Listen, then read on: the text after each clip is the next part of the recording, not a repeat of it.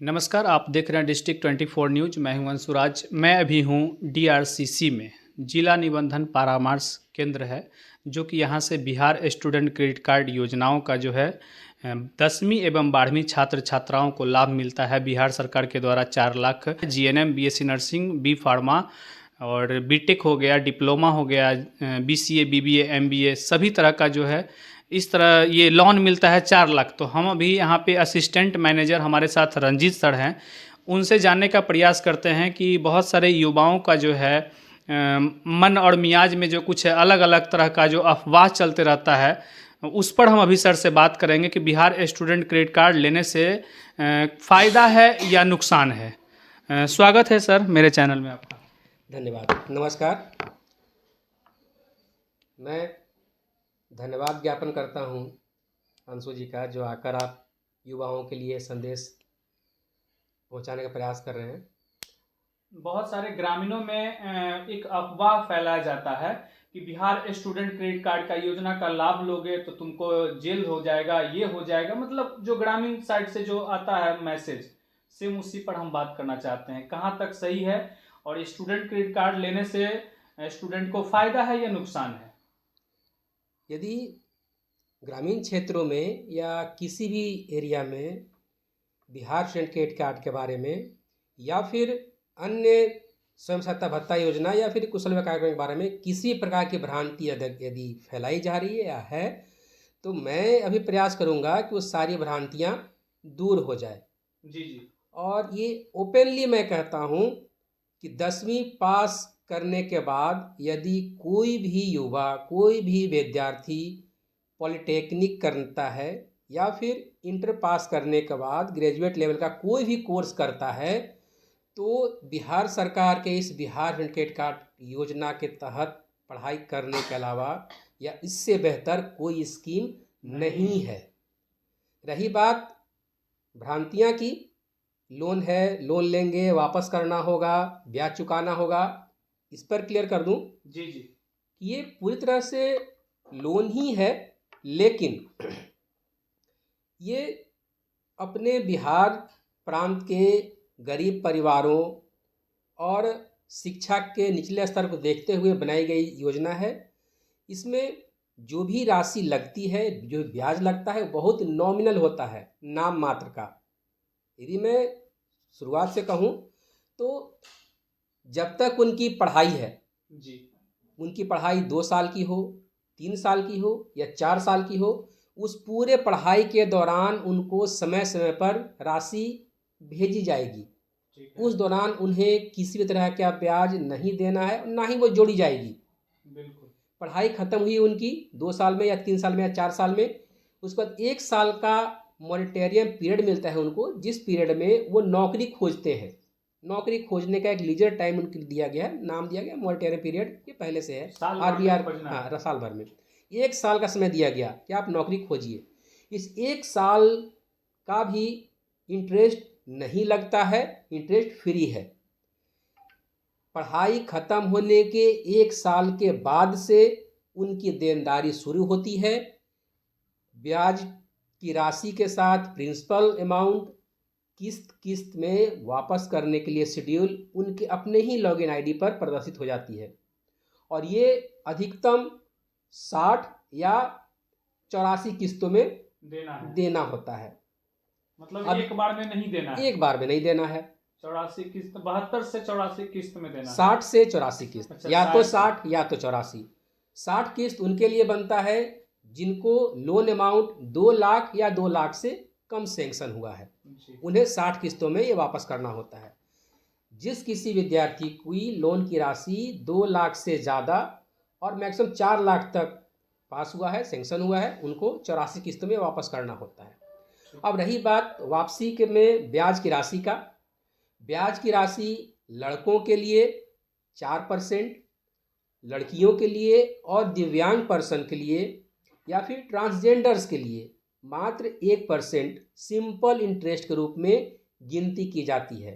अर्थात पढ़ाई खत्म होने के 1 साल के बाद से देनदारी शुरू होगा, ब्याज भी उसी समय से गिनती शुरू होगी, ब्याज उसी समय से जोड़ी जाएगी। अगले 7 सालों तक के लिए, यानी कि 60 किस्त या 84 किस्त के बिल्कुल लिए। बिल्कुल। ब्याज की राशि मात्र 4% या 1% सिंपल इंटरेस्ट होगा। लड़का का क्या है और लड़की का क्या है? लड़कों के लिए 4% के साथ वापस करना है और लड़कियों के लिए 1% के साथ। मीन्स कि 1% सिंपल इंटरेस्ट, 4% सिंपल इंटरेस्ट। जी जी। 100 रुपये में 4 रुपये या 100 रुपया में 1 रुपया मात्र।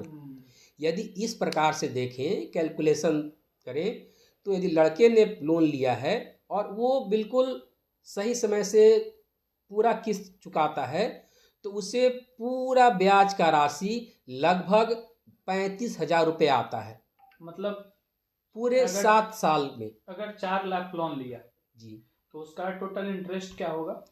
4 लाख का 4% लगता है। उस अनुसार जिस समय से देनदारी शुरू होती है, उस समय से अंतिम किस्त की राशि तक में केवल ब्याज लगभग 35,000 के आसपास मतलब आता है, मात्र 35,000 रुपया लगभग। यदि उसने किस्त की राशि देने में लेट किया, तो जितना समय उसका डिले हो रहा है उसके अनुसार ब्याज काउंट होता रहेगा, अच्छा। तो उस अनुसार ब्याज की राशि कुछ बढ़ जाएगी। ये तो स्टूडेंट का लापरवाही है। ये स्टूडेंट की लापरवाही उनके नहीं भी हो सकती है। ये भी होता है कि पढ़ाई उनकी पूरी हुई, पढ़ाई पूरी होने के बाद उन्हें कोई रोजगार नहीं मिला। बिहार सरकार ने प्रावधान कर रखा है कि पढ़ाई करने के लिए जो पैसा हम दे रहे हैं उसे लौटाने के लिए हार्ड एंड फास्ट रूल नहीं है। बहुत से कंडीशन में होता है, बच्चे ने पढ़ाई किया पॉलिटेक्निक करने के बाद वो चला गया बीटेक करने के लिए। पॉलिटेक्निक किया, अब नौकरी तो नहीं करेगा, वो तो जा रहा है पॉलिटेक्निक बीटेक करने के लिए। इस दौरान वो कैसे करेगा वापस? वो तो पढ़ाई कर रहा है।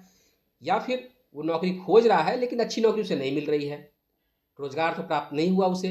ऐसी परिस्थिति से बचने के लिए प्रावधान किया गया है कि यदि आपको मॉरेटोरियम पीरियड के बाद भी नौकरी नहीं मिली, आपको रोजगार नहीं लगा है, नहीं मिला है, आप खुद का कोई व्यवसाय नहीं कर रहे हैं, तो ऐसी परिस्थिति में आप साल के में 2 बार 6-6 महीना पर आप एक एफिडेविट बना करके फॉर्मेट जमा करना होता है वित्त निगम में, जिसमें कि ये घोषणा होता है कि मुझे अभी रोजगार की प्राप्ति नहीं हुई है, हम अभी या तो पढ़ाई कर रहे हैं या तो रोजगार की तलाश कर रहे हैं। तो ऐसा यदि वो करते हैं हर 6 महीने पर, तो उनके पास ना कोई नोटिस जाता है, कोई तरह का ना कोई चिट्ठी जाती है, ना कोई फ़ोन कॉल जाता है। इट मीन्स कि आपको लगातार संपर्क में बने रहना है कि हम कहीं दूर नहीं हैं, मुझे रोजगार की प्राप्ति भी नहीं हुई इसलिए हम वापस नहीं कर रहे हैं। जैसे ही मुझे रोजगार की प्राप्ति होगी, मेरा इनकम स्टार्ट हो जाएगा, मैं वापस करना शुरू कर दूंगा। लेकिन हाँ, ये जरूर है कि आप जितना डिले करेंगे ब्याज की राशि उतनी बढ़ेगी आपकी। बिल्कुल बिल्कुल। एक सवाल और है सर आपसे। बिल्कुल। बिहार स्टूडेंट क्रेडिट कार्ड योजना का जो भी बिहार सरकार के द्वारा जो लाभ लिया स्टूडेंट, उस स्टूडेंट को आज तक कुछ मिला है कि नहीं? रोजगार के बारे में हम जानकारी लेना चाहते हैं। देखिए, रोजगार के बारे में बताऊं कि अभी हम लोग पिछले 1 सप्ताह से इसी पर काम कर रहे हैं, तो हमारे पास जो फाइंडिंग्स आई है अब तक में, लगभग 8 से 9 बच्चों से हमने बात करी है जो अभी रोजगार में हैं। प्राइवेट हो या गवर्नमेंट हो। सिविल से किया उन्होंने, हमारे शेखपुरा जिला के ही भवन निर्माण विभाग से उन्होंने अपना किया है, इंटर्नशिप पूरा किया। उसके बाद वो चले गए हैं एमटेक करने के लिए। दूसरा, जिन्होंने बीएचएम का पढ़ाई किया है या बीएससी नर्सिंग किया है, वो पटना के अच्छे अच्छे नर्सिंग होम्स में काम कर रहे हैं।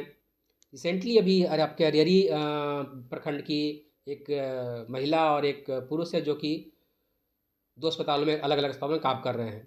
तो रोजगार की प्राप्ति हो रही है जी। जो भी अपना तन मन लगाकर पढ़ाई कर रहे हैं, रोजगार उन्हें मिल रहा है। अभी जो इस बार 12th स्टूडेंट देंगे, पास करेंगे 10th या 12th, उन लोगों को क्या संदेश देना चाहते हैं बिहार स्टूडेंट क्रेडिट कार्ड के बारे में? जो भी अभी 10वीं की पढ़ाई का लास्ट उनका सेशन है, वो एग्ज़ाम देंगे अभी, या फिर 12वीं का एग्ज़ाम देंगे, उनके लिए खुला संदेश है। बहुत ही बेहतरीन पहल है, बहुत ही बेहतरीन पहल है। और हमारी तरफ से खुला संदेश है कि मैट्रिक पास करने के बाद जैसे ही आपका रिजल्ट अनाउंस होता है, आप डीआरसीसी शेखपुरा को विजिट करें। यहाँ पर आकर के आप मैट्रिक के बाद क्या क्या कर सकते हैं हम वो आपको बता देंगे। जो इंटरमीडिएट पास करते हैं वो आएँ।